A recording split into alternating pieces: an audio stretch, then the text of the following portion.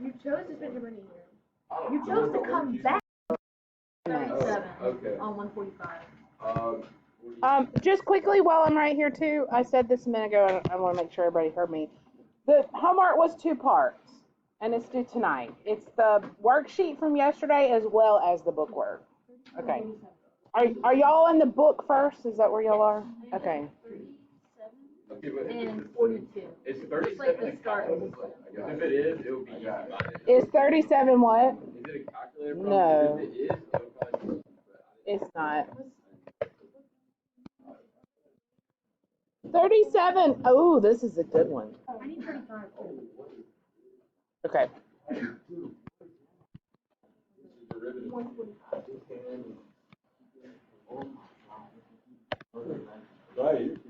What? 137? It's like I looked at the solutions and I was like, they're multiple parts. And like how, because you can't factor it.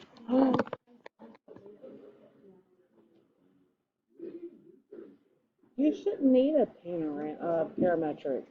Yeah, but you can't factor it. So I don't know what to do.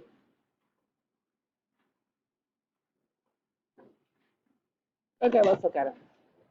X of t, which is S of t, is synonymous with S of t. Sometimes we use X, sometimes we use S. All this is saying, all right, 2t cubed minus 13t squared plus 22t minus 5. All this is saying, because it says the position of a particle moving along the line y equals 2. This is my bug. He's moving on that line on this, so he's back and forth here. That's all that's saying. That's all that y equals 2 is saying, okay? All right. Describe the motion of the particle when t is positive. All right, so motion. What tells me about motion? Velocity, right? When velocity is positive, that means I'm going to be moving to the right. When velocity is negative, I shouldn't say or equal to, I should just say. That means I'm moving to the left. Do we agree? So for this one, I need to find the velocity so that I can find when it's positive and when it's negative. And a sign analysis will help you a lot with this. So let's take the derivative first for velocity. 6t squared minus 26t plus 22. Yay or nay?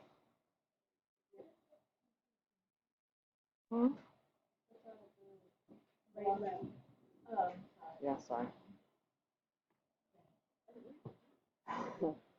All right, so I want to set it equal to 0, right? Because at 0, that's the places, remember, where he's stopping. And he could be changing directions, or he could just be resting a minute because he's tired and then can keep moving.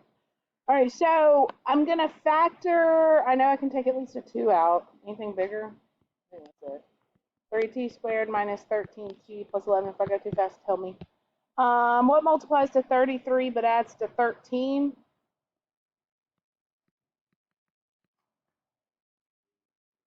Oh.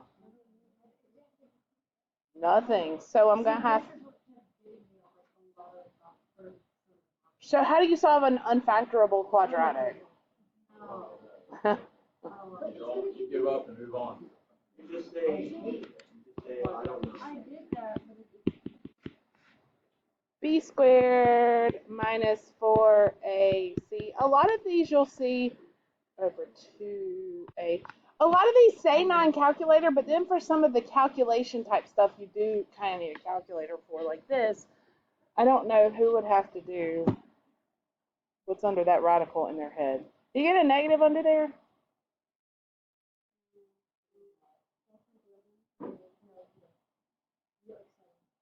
$37. Right? 13 squared minus... Yeah. Oh, I used the calculator. I should have. Well, 12 times 12 is 144 minus another minus 12 to back it off. It'd be 133. So then 169. Over 6. I am literally going to leave it like this. Okay? I'm not, I just wanted to make sure that it was not an imaginary number, because at that point it would have no zeros. These are not imaginary, they're nasty decimals, but this is a perfectly acceptable answer, okay? So, but it still doesn't answer the question that was asked of me, right? I need to know the motion of the particle when t is greater than 0. Well, t is always going to be greater than 0, right? Why?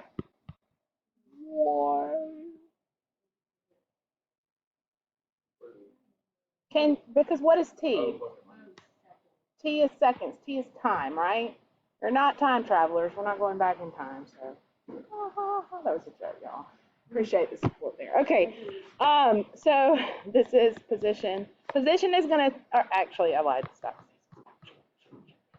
This is velocity. Velocity is going to tell me what position it's doing. It's going to tell me which way my bug is moving. All right. So where is it 0? It's 0 at 13 plus square root of 37 over 6 seconds, and at 13 minus. Yeah. Now, if it asks you at what point, you would have to keep this exactly like that. So now in between these two, I'm probably going to think 1 here, right? So to test, I need to test this interval. Everything in this interval is going to have the same sign because this is where it's hitting 0. So maybe I test 1. What am I testing it in, the velocity equation or the position equation? Velocity. Velocity tells you what position is doing. So I need to plug into velocity to see what it is. So in velocity, so I'm here. If you plug in, let's say, a 1, do you get a positive or a negative number? Positive. Do we all agree? I don't think y'all understand what I don't think you understand the words that are coming out of my mouth. Do y'all understand? Are you sure? Yeah, okay. Positive, which means he's moving to the right, which means wherever he started, he's headed this direction now, right? Robert, yes? Sure? Looks like you're in a stupor right now. Well, so the square root of 36 is 6, right? So 6 is a good estimate. It's pretty close to that. So 13 plus 6 would be 19 over 6, which is bigger than 1. I'm just trying to think of a number that would be in this range that would be easy for me to kind of test, right? So now this one's going to be a little bit harder to test because what's between these two values? I got my signs mixed up here, y'all. Nobody say anything. The smaller one should come first. There you go. Gosh, dog, Stacy. Yeah. But this one, and you can kind of look at this equation and tell what happens, right? Is this gets bigger, right? As that t gets bigger, what's going to happen? What's my sign going to be, in other words? Let's get an approximation. I think that'll help you. What's 13 minus the square root of 37? Divided by 6. This one, 3 point what? So what's a good number to check in there? Maybe 2. Okay. Again, this said non-calculator, but for some of these type of calculations, I would say you could use your calculator. When they say non-calculator, what normally that means is your answers need to stay looking like this when they ask you. Well, it doesn't say calculator. Right? What's it? Which one's which? No. Okay, then it's calculator. Okay, then yeah, it's calculator. So if this comes up, I'm gonna graph it. What are you graphing? The derivative. Okay, so you can do that, and that's fine. But if you're in an FRQ situation, here's what you would have to show. You would have to show this. You would have to show equaling 0, and you would have to show your solution. It's fine if it's a calculator problem to use that. In fact, that's encouraged. But if it were, that's telling you where velocity is 0, right? This is not justification for anything other than yourself. Because at the end of the day, you have to say position. I'll show you what you have to say. Let's go this one. When you plug in here, what do you get? Positive, negative? Negative. So it's moving left that time. This time I'm left, right instead of up, down. You're plugging into velocity to tell what position is doing. Okay. The derivative tells you what the original function is doing. So now as I look at this one, right, forgot what I was about to say with that. Yes, that's right. That's right. Thank you, Lionel. All right, so as I have to justify this, here's what I have to say. The particle is moving right on the interval, and I would say from 0 to 13 minus root 37 over 6. If I use a decimal approximation, I need to make sure I go out how many decimal places? 4 for me, 3 for your exam, right? So we go 4 to be safe. Because, and you have to say why. That's the big kicker here. You have to say why it's moving right. Because v of t is positive on this interval. It's like writing a justification statement. You do, yes, yes, yes. And then where is it moving left? Well, it's moving left on this interval because, and it's not even all the way, it's just between here and here, because that it's negative. And then we forgot to do the other interval off to the end. Then he moves, I'm assuming this goes positive after that. So then from that point forever, he's always moving right. So this bug has gone along this line y equals 2. He started here. He went right. He stopped. He went left. Stopped. And then he went right forever.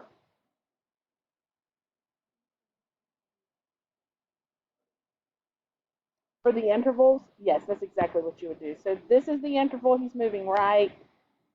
Oh, you're talking about here and do a u? Yes. Do u 13 plus root 37 over 6. Yeah, unless you wanted to write 3 sentences, if you just want to condense to 2 sentences, you could do both right moving here combined into one like that. If you can see it. Does that make sense? This is the most realistic to an FRQ that you've done yet, like this one right here.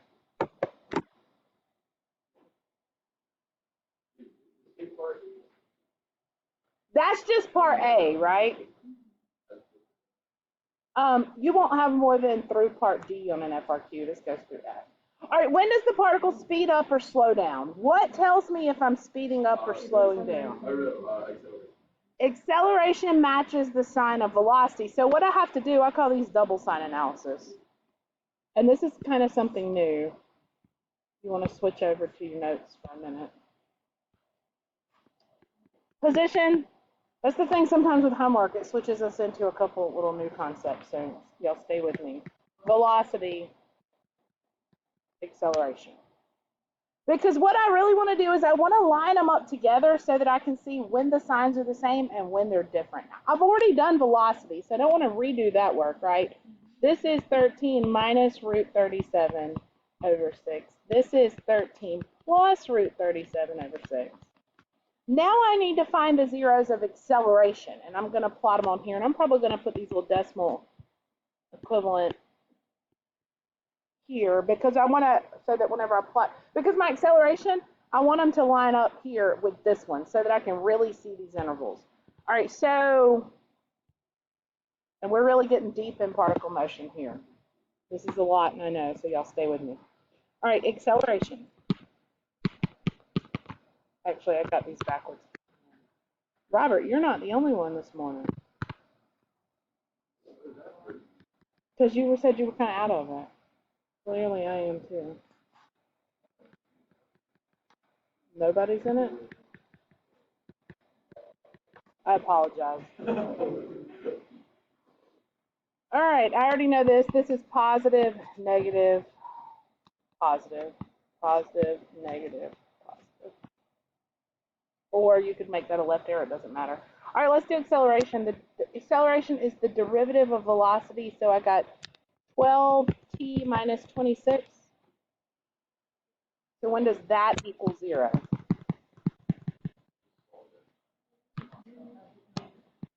Huh? 26 over 12, which is 13 over 6, which is a little past 2, right? So I'm really like right in the middle of these two. Does that make sense? So this, and I'm going to leave it exact. This is 13 over 6, so I'm going to put it right there like that. Well, part of the time it's moving forwards and part of the time it's moving backwards. So I need to know what the sign of acceleration is here. Because remember what I was asked, when is it speeding up? When is it slowing down? Same signs are speeding up, opposite signs are slowing down, right? This is a tough one. You don't know the sign yet, right? We haven't found the sign of acceleration yet. Okay, where are you? This, I just copied this here.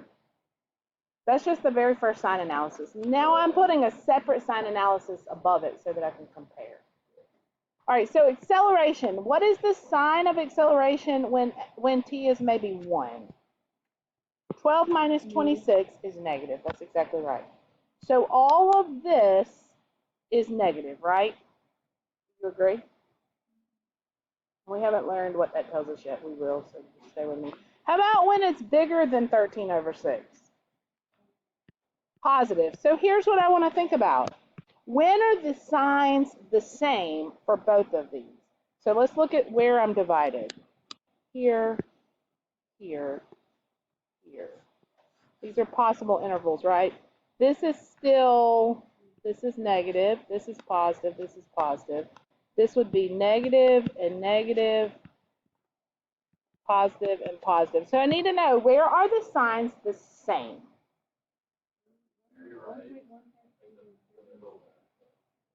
These two, this one is speed up because the signs are the same. And then the end interval is speeding up.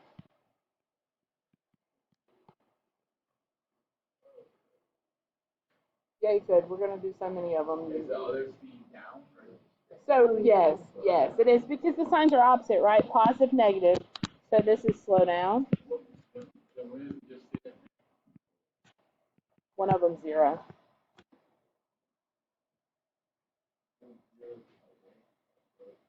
For that, remember how that velocity sat right there on, and it was 0 that whole time, that whole span? It was just sitting there.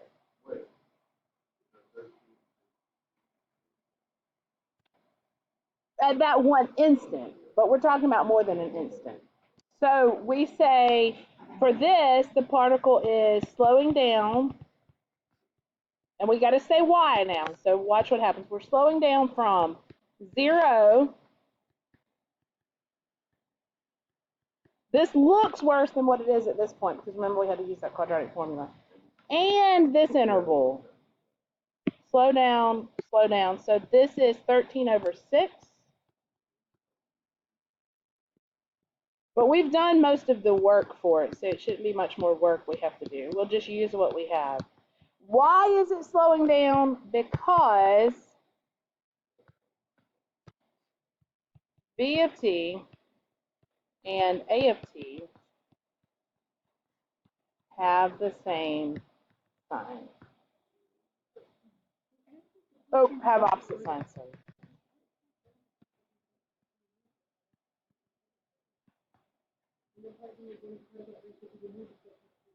Right. As I said, you've really done all the work now for the rest of the problem. Yeah. Yep. So when does the particle change direction? Well, I already found that. Which one tells me when it changes direction? The velocity. So where is it changing direction? Well, every time velocity changes signs, it changes direction. So it's changing direction here, and it's changing direction here. Is that also when it's what? It does rest at those points. It's an instantaneous rest because the slope is 0 for the derivative. Yes.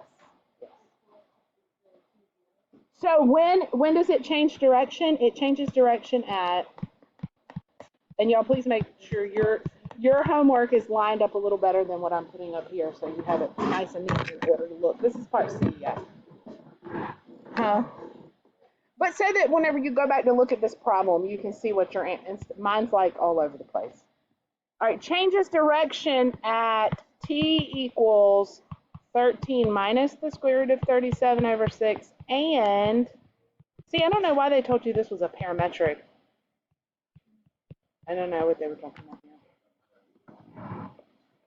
Well, that's a BC topic. Parametric equations. No.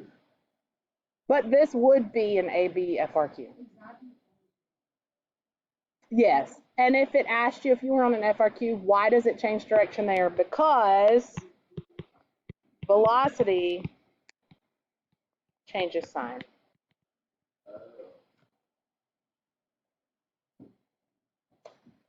Part D says, when is the particle at rest?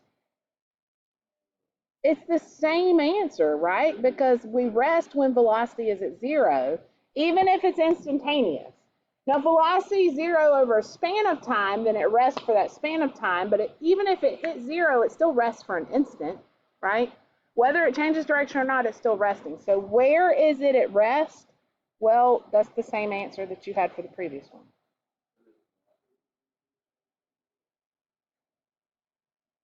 (13 over 6 is when acceleration equals 0, not velocity.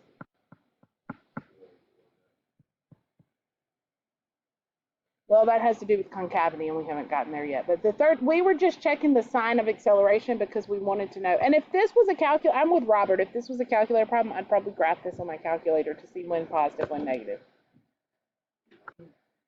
But y'all are going to be good at curve sketching because I've started y'all early with sign analysis and stuff. But that was the only reason I was even looking at acceleration, was to see when is it positive, when is it negative.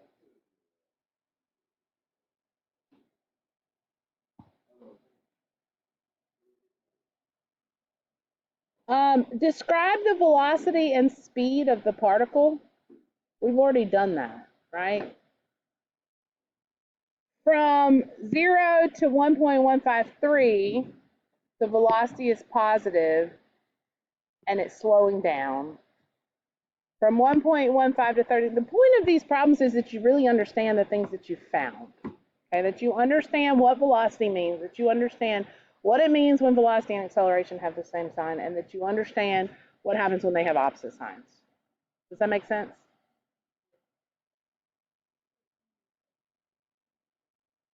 Yes, yes. So I would say C parts A through D for part E, because we did a very adequate job of answering all of those questions already.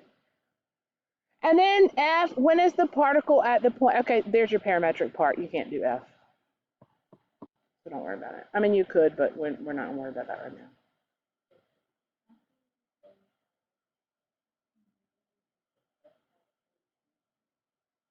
Yeah. All right, y'all okay here? Do you want me to show you how you could have used your calculator on this? No? Okay. Moving right along then. 35. The next one we'll use the calculator so I can show you how to do it. Because if it's a calculator problem, you do want to utilize that because it's a huge time saver. Although the November 1959 something eruption on the island of Hawaii began with a line of fountains along the wall of the crater, activity was later confirmed to a single vent in the crater's floor. This is a whole lot of mumbo jumbo. All right, we have this volcano, 1,900 feet. I know, sorry. Straight into the air. Straight into the air. What? What? What?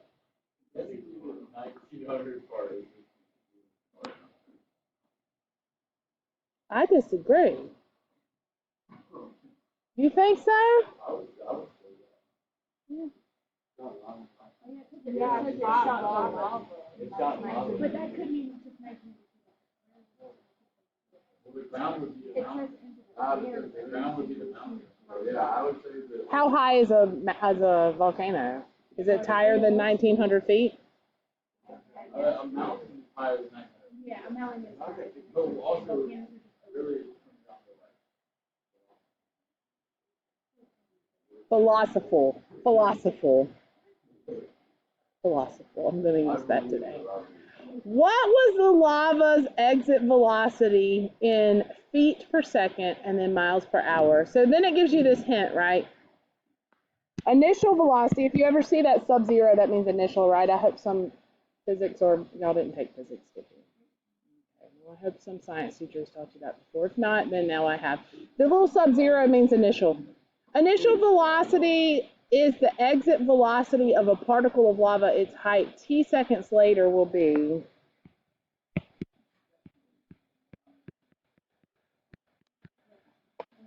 Begin by finding the time at which ds dt equals 0.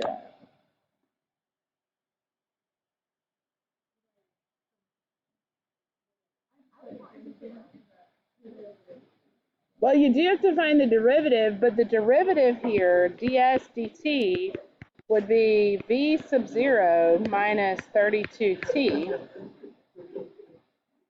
What is it asking me to find? What was the lava's exit velocity, which is initial velocity? So we're trying to find v sub 0.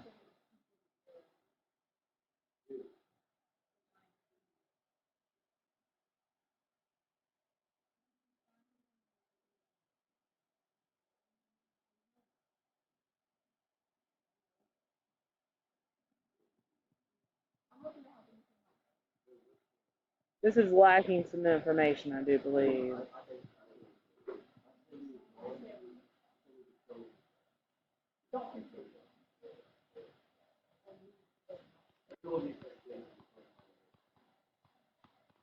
Yeah, also, why is your book not? Watch it.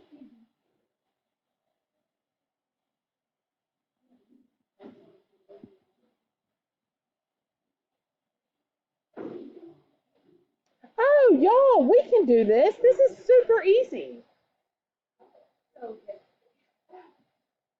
Derivative, what exit velocity means whenever it started. What was the time when it started?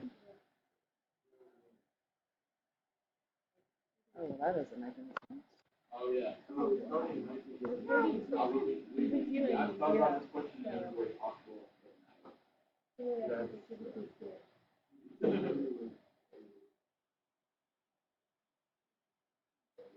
Okay, I'm gonna still look at this one, but we'll come back so as not to waste any. I gotta think about that one. Skip it for right now. 34.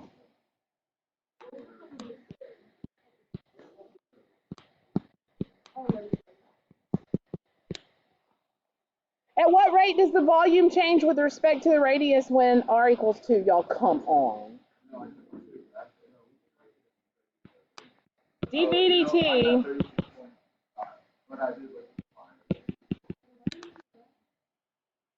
You don't.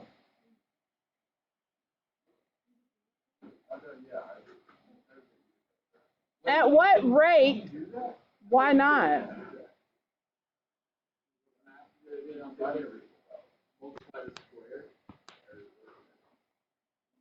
These are both constants, right? And they're coefficients. There's no other variable in there. Pi is not really a variable. Pi is an irrational number. It's dv/dr. At what rate does the volume change with respect to the radius? It's not dv dt. We normally do dv dt. This is dv/dr. Yeah. Yeah. If this was a variable that was not a constant, but here pi is a constant, right? Isn't pi a constant? It's not theoretical. Pi is a constant. Thank you, thank you. Look, it's always the same. Is it not always the same? And 2 is a constant. Oh my gosh. Okay, so yes, because those are constant values in front of the variable, I can do that. Correct. Correct. All right, so then it says, how does it change? But you need to get the units right. To me, this was more of a units question than anything else, which is very important. So what is dv/dr when r equals 2? Come on, y'all can do this. It's 16 pi. Now, what are the units? It says that I'm in the volume feet. R equals 2 feet. Close. All right, look at the top. The top one is in, what's volume in? If the radius is in feet, what units is the volume? Close. Feet cubed, right? Cubic feet. But it's feet cubed per foot.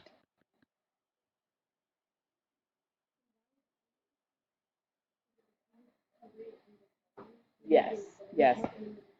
So it's the units here per the units on the bottom. Okay.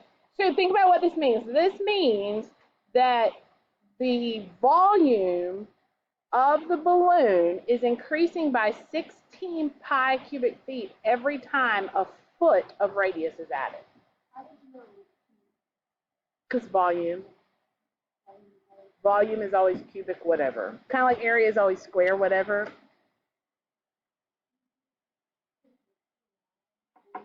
Yeah. F of x equals x squared minus 2 over x plus 4 when x equals 1. It says find the instantaneous rate of change when x equals -1, so I'm looking for f prime of -1.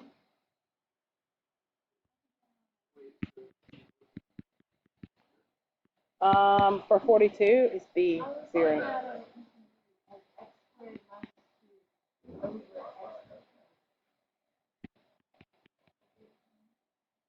What?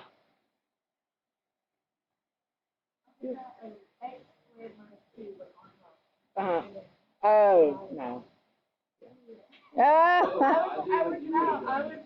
What would I have done? Because this is what I did do. So what do you think I would have done? I actually separated.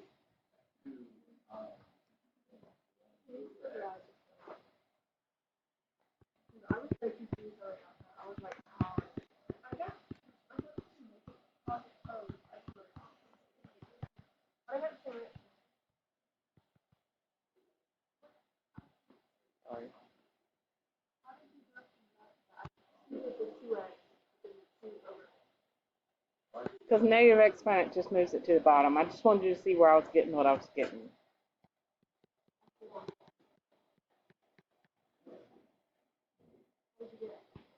This could also be written as 2x -1. So I multiplied by -1, right? That changed that sign to plus. And then I subtracted 1 on the x.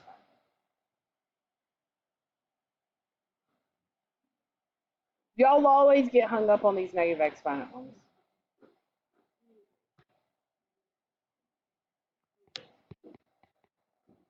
If I take the derivative of that, right, because that's the same thing. So it becomes -2x, and then I subtract 1, -2. But there was already a minus sign there, so it became plus.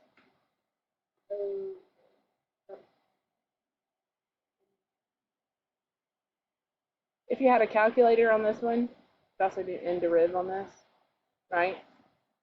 Put this in y equals n deriv.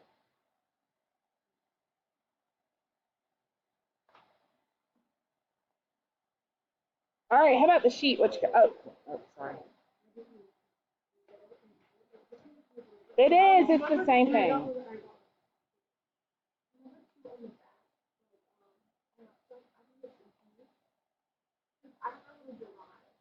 You think it's what?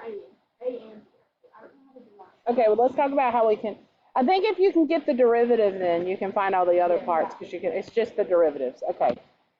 Number 2, number 1's a pretty straightforward cubic. The first one on the front also a straightforward cubic. So let's look at number 2. X of t equals t over 1 plus t squared. So if I do the velocity here, I'm going to have to do that quotient. By the way, if you look at your pink sheet, I should have given this to you whenever we learned the first rules. Derivative of those derivative rules we learned are already, they're on here. They're the first 2 rows on here. I should have, I'm sorry. I used to laminate them, but whatever, it is too much. I just made them on hot pink paper. All right, so I'm going to have to do that quotient rule for my derivative. So derivative of the top times the bottom minus the top times derivative of the bottom all over the bottom squared. And you may end up having to use your calculators on these to find the zeros. But let's clean it up a little bit. What? Derivative of the top. Look at your hot pink sheet at the first row.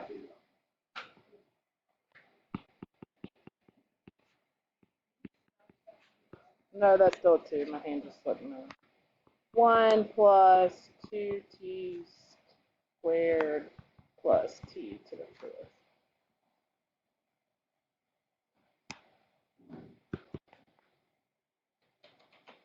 Negative t squared plus 1 over t to the 4th plus 2t squared plus 4. Ooh, that bottom will actually factor. It's a quadratic form. Welcome. I forget y'all like chunky marker.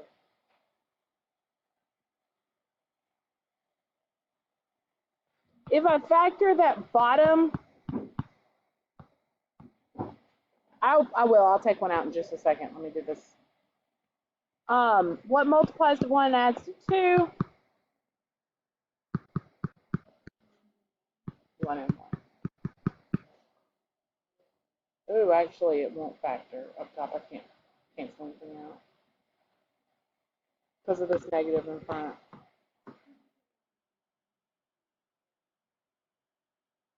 Well, if you take out a negative 1, it leaves you with t squared minus 1, which is not the same.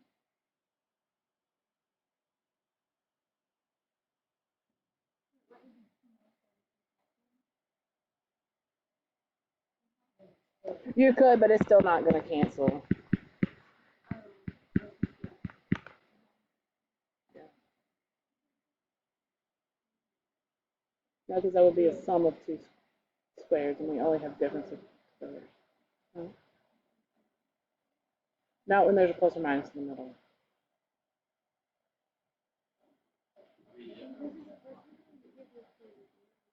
Right, right.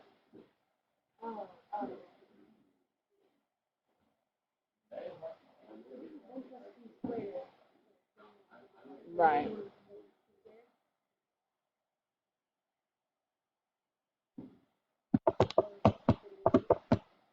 That's what. So where does this equal 0? Because that's what you need to know. So if you get confused on that, because that's the whole point, there's velocity, right? When you set it equal to 0, well, these bottoms are never going to go to 0, right? Because if you're squaring it and adding something to it, it's never going to be 0. There's nothing you can plug in to make that 0. But up top, could negative t squared plus 1 equals 0. Negative t squared equals negative 1, so t would be at plus or minus 1, right? Negative 1 makes no sense in context of the problem because it's a particle motion problem. Time's not negative. We don't travel back in time. So t equals 1 would be the only. So as I'm testing my velocity to tell what am I using x or s? X. I only have the point 1 here. That's the only place it's going to actually equal 0 within my domain. That was velocity for A. Everybody said they just need me to help work the derivative. And then from there, it's just like all the other problems. No. I'm sorry. I can work them. I can try. I'm not going to promise because last time I did, I didn't.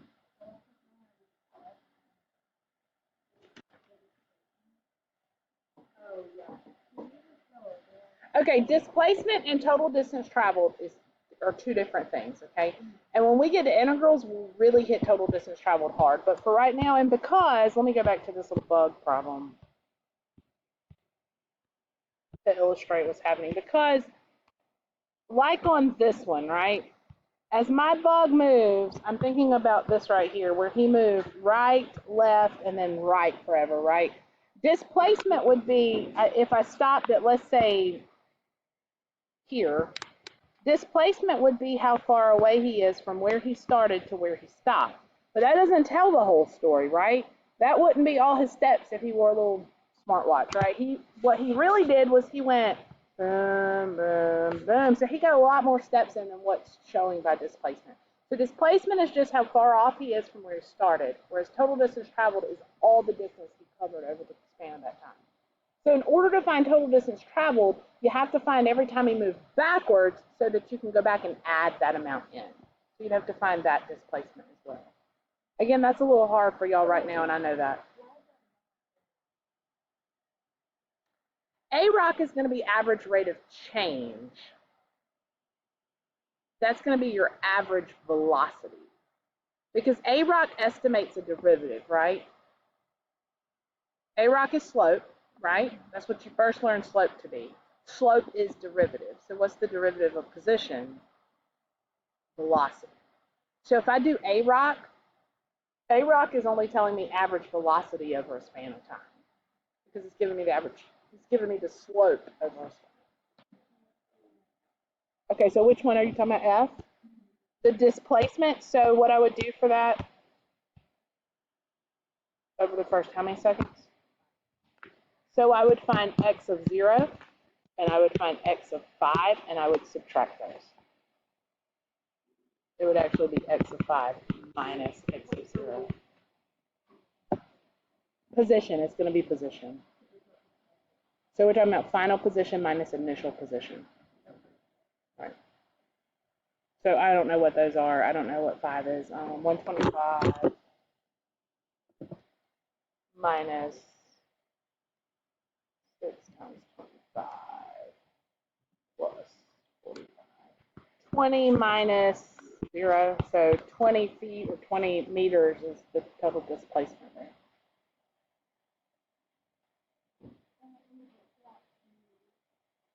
Yes.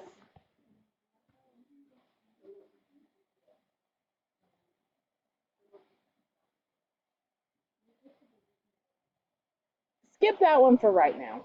Skip that one for right now. We'll put a pin in it and come back.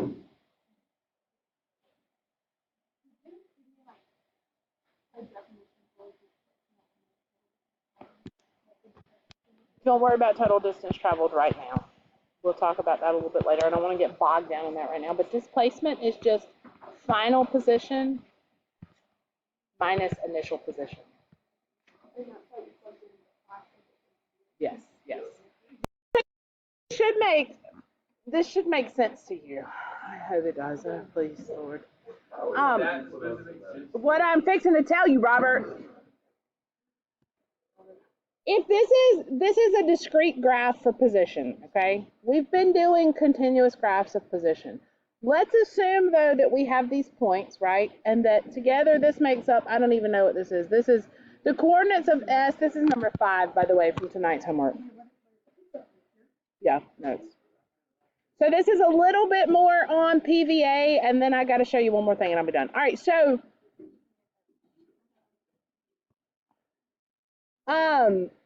these are the coordinates of a body moving for various values of t that are given. So first thing, you'll plot S versus t on it. I'm not going to take the time to do that because I think y'all are okay on that. I think you can plot points, right? Say yes. Please tell me you can plot points. Okay, thank you. Assuming that this is a smooth curve that represents the motion of a body, estimate the velocity at t equals 1, and then at t equals 2.5, and then at t equals 3.5.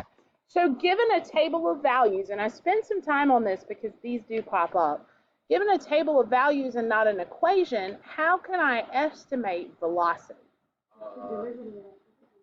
Okay, so give it to me another way besides derivative, even more basic. Slope, right? At 1, because I can't find an instantaneous slope here without having an equation, right? Because I can't go through and find the derivative. These are just discrete points. So what I'm going to do is I'm going to take the 2 points on either side of it. So if I'm estimating here, then I'm going to take this point and this point to estimate V of 1, and I'm going to use AROC. Because Sure. Yeah.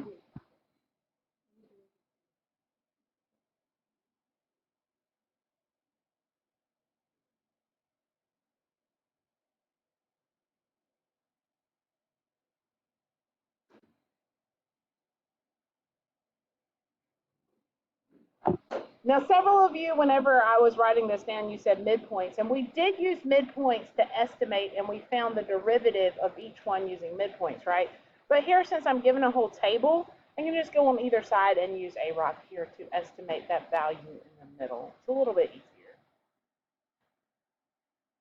This is seen more often than the midpoint, because that's what the problem says. Estimate velocity at t equals 1, t equals 2.5, and t equals 3.5. Look at the bottom, look at the instructions, they fall in the column before. See? For everything, right? So an estimate of velocity at 1 would be 44 minus 26 over 1.5 minus 0.5. So V of 1 is approximately 44 minus 26 divided by 1.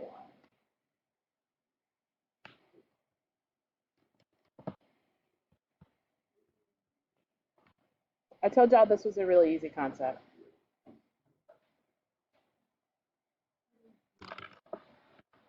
This one didn't give me any units, so no.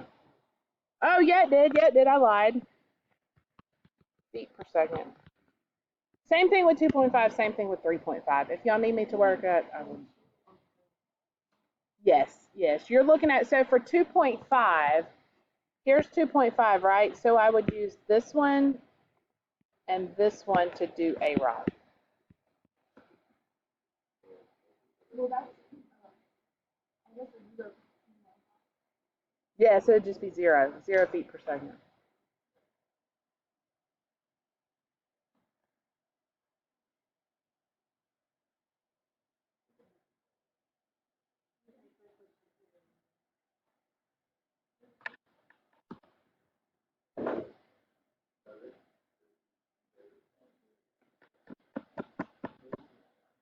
I majored in math.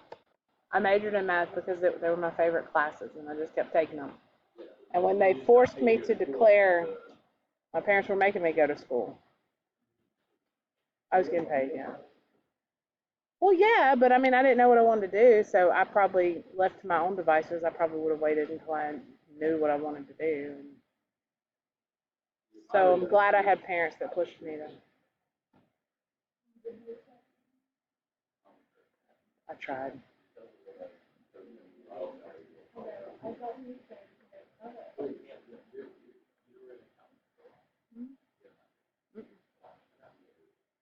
Because I hated working in a cubicle.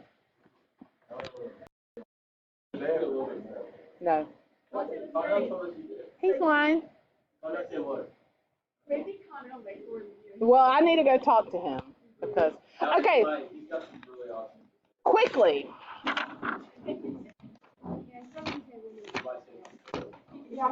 This is not one of the new things that I included in the 2 new things. He told us that he had to scroll over our grades, so we couldn't tell him. Yeah. I've never seen this except maybe on one multiple choice question ever over all the exams that I've seen. But a third derivative, if I'm talking about PVA, if I'm talking about position, velocity, and acceleration, a third derivative, if you take it, is what we call jerk, okay? It's kind of like, all right, so you understand velocity, you understand acceleration. Jerk is almost like, I don't even really know how to, like if you get in a wreck in a car and you get like whiplash in your head or something, it's like a jerk motion.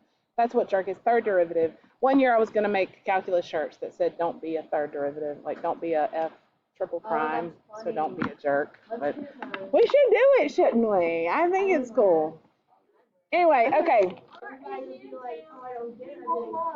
You know, cool like that, yeah. I know. Well, but if somebody sees you and thinks that it's anything calculus-wise, they can have your scores. All right. The only thing that I'm going to tell you is You have some trig functions. I've been running this. We're just going to do basic right now. Some derivatives of trig functions. So look at your hot pink sheet.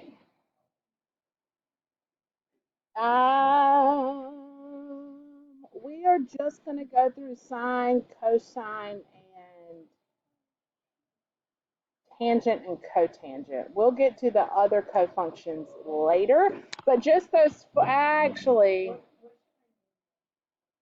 derivatives of trig functions. Derivatives trig functions.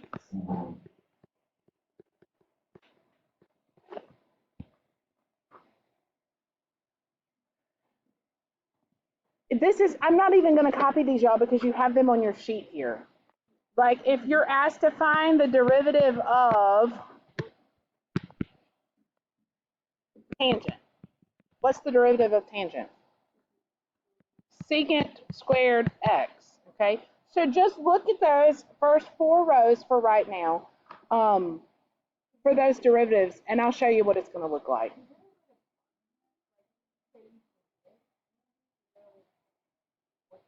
For the basic ones, you just have to know the basic ones. Now, once you get into the cofunctions, there's ways to work it out if you forget them, yes.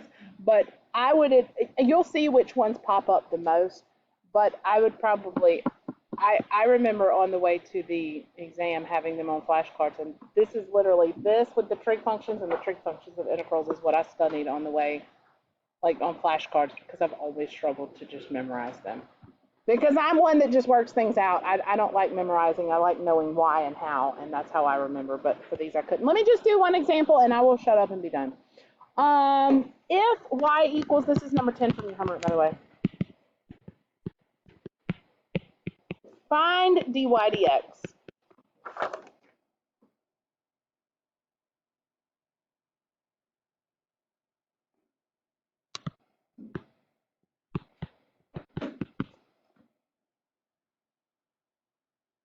I got derivative. Y'all want me to work it with you? I'm going to give you a second. Oh, try it, try it, try it.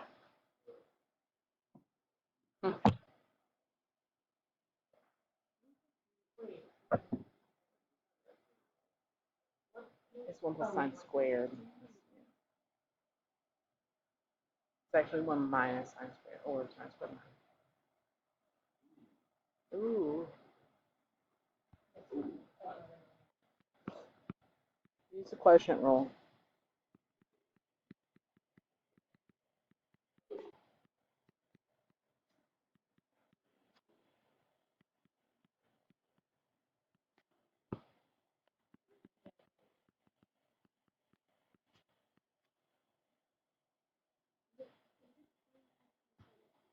Sine squared x, yep.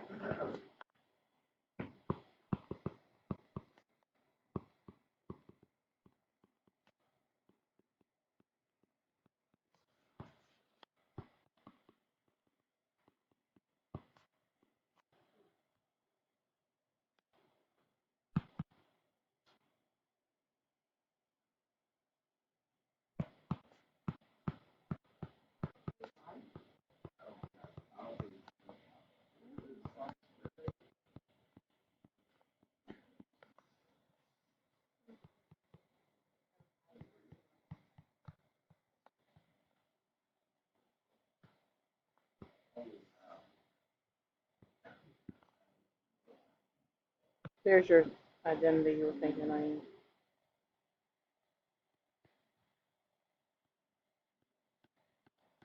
Yeah.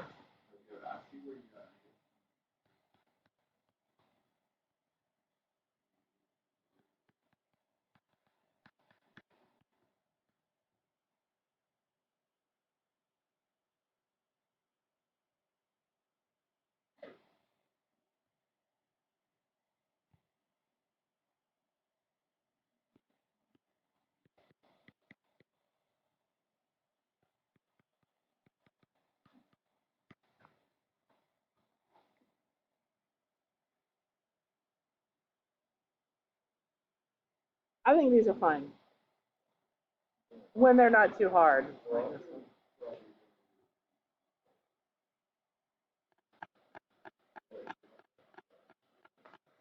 What do you mean the rules of sine? I wouldn't have that. Oh yeah. That's probably the most common one that you just, that's that Pythagorean. Didn't I give y'all an identity sheet at the beginning? Yeah.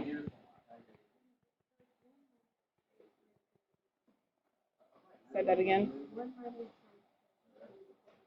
Yes, yes, yes, yes.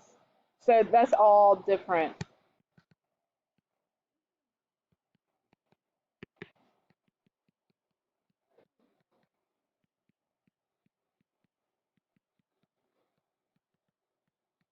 I thought I gave y'all one this year. Did I not?